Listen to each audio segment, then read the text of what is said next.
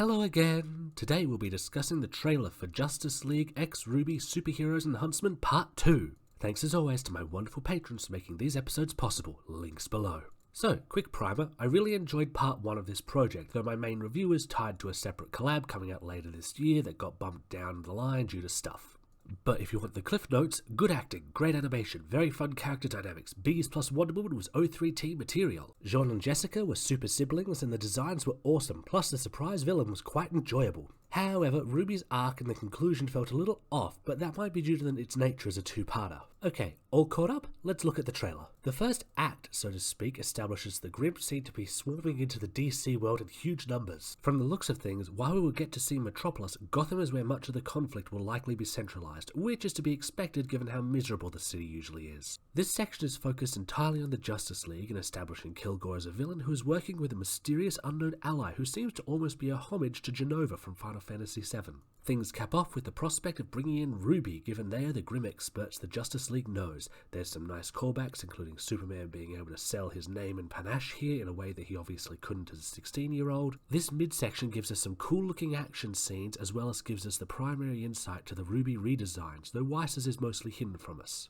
Which leads us into the final segment detailing the fact that the Grim are evolving and introducing the idea of a wholly new originally created Grim. These newer Grim seem to be evolving, or more likely engineered, to try and take advantage of the Justice League's weaknesses, such as kryptonite, or even copying certain powers. How Kilgore and his ally are doing this is a natural question they ask, and given some of the scenes, it looks like we'll be seeing a blurring of DC's, RWBY's, and a digital world. That's my best guess at least, especially given we know RWBY arrives as themselves, but clearly changed due to their time in this world. This manifests in more than just outfits, with Blake's ears and Yang showing off new powers. Lesbian pride flag punch! All in all, like the last film, it looks like a lot of fun. This one definitely seems like the Justice League would be getting more focused given they added Black Canary and Flash seemingly having some issues to work out with Kilgore.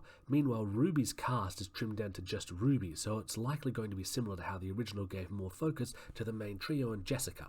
As before, the various designs and models all look cool, though I do have 3 critiques. Batman just looks oddly shiny, and Wonder Woman's lips just look weirdly small to me. Plus, Blake minus her ears is a tragedy in general, but more seriously, if they were going to remove her ears, I think giving her a more dynamic hairstyle would have been useful. As for the overall design, some really solid stuff. The Justice League are all in their most or near most iconic design, so I've little to say, but Vixen, as usual, gets props for being the best dressed out of everyone there. The real chains up are for Team RWBY, so in order of least and most to say, Weiss we didn't get to see much of, though from the cover we know she has a pistol and she is overall rocking the princess look. Fan artists will rejoice that we finally get to see Weiss with her hair down. Blake's design is probably the most stylish of the teams, even managing to make the open-eyed mask look work fairly well. The staff katana combo is an interesting choice which should make for some fun shifts in her fighting style, as will the shadow powers. I'm heartened they still kept purple as her true colour in the design. RWBY is definitely rocking the superhero look more overtly, embracing the spandex and twin-tailed cape in the way only a hero nerd like her can. What really stands out here is her utilising a far more traditional scythe, which raises some interesting questions. She also joins Team RWBY's Ponytails Club, and interestingly, it's off to the side like Weiss's own usually are, which is neat. Plus, she finally got some meat on her shoulders. Hell yeah! Remember, every step counts. Then we have Yang wearing an asymmetrical design that fits her extremely well thematically and exploring new options in terms of colour palette. Adding on a small cape and more glove armaments both for the arms and legs, she definitely got a distinct style going for her. Plus, she's reclaimed her ponytail and still rocks it. More specifically, she's also gotten the most overt muscular development of the cast, and it looks cool. I am really heartened to see progress on this front, especially given how tricky at times muscles can be to translate with characters in this style. Trust me, I know. Overall, I still prefer her comics version's shirt, cape, and helm, but I rather like this one's arms and leg ornamentations better, so both are solid additions to her wardrobe.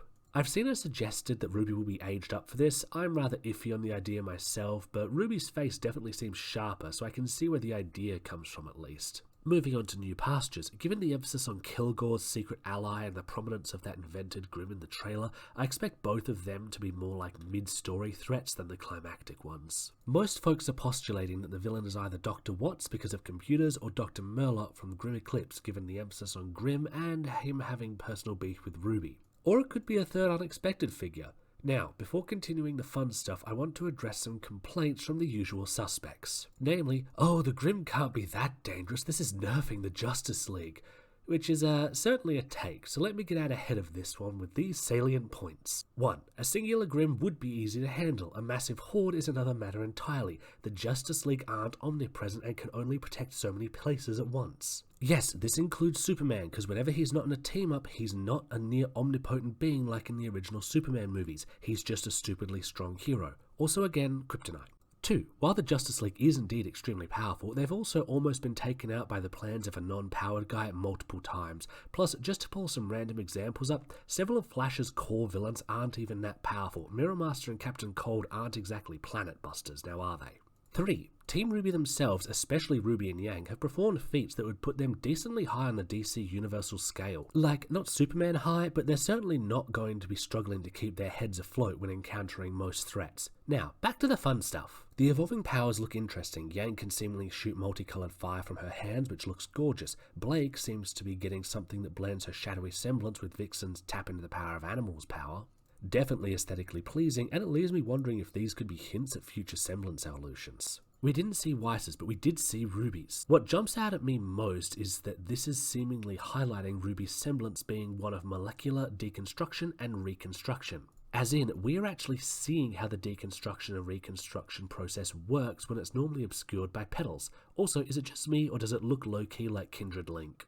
Adding to that, and thanks to the combo of powers, positions, and costumes, there's been some very interesting insights on what these mean on a meta level.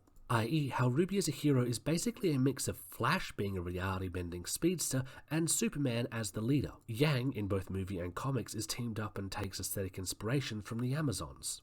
Weiss from the last movie showed some technical skills and was teamed up with Batman, but aesthetically and semblance-wise has a lot more in common with Zatanna, a fact the comics have already leaned into. Meanwhile, Blake's mask and colours align well with Huntress, who, in every incarnation, is tethered to a powerful Scion, be they Bruce and Selina or her mob family, but she also has a flight harness, wings, and an emphasis on melee weapons, so she can also be seen as analogous to Hawkgirl. This metatextually puts Team RWBY in Justice League mainstay tier, and has them neatly slot into the Justice League itself as far as team building goes. So yeah, there's a lot going on here, and you can colour me excited. Thanks for tuning in. I hope you enjoyed this video. If you'd like to support my work or commission 3D art, please check out my Patreon and Ko-fi respectively.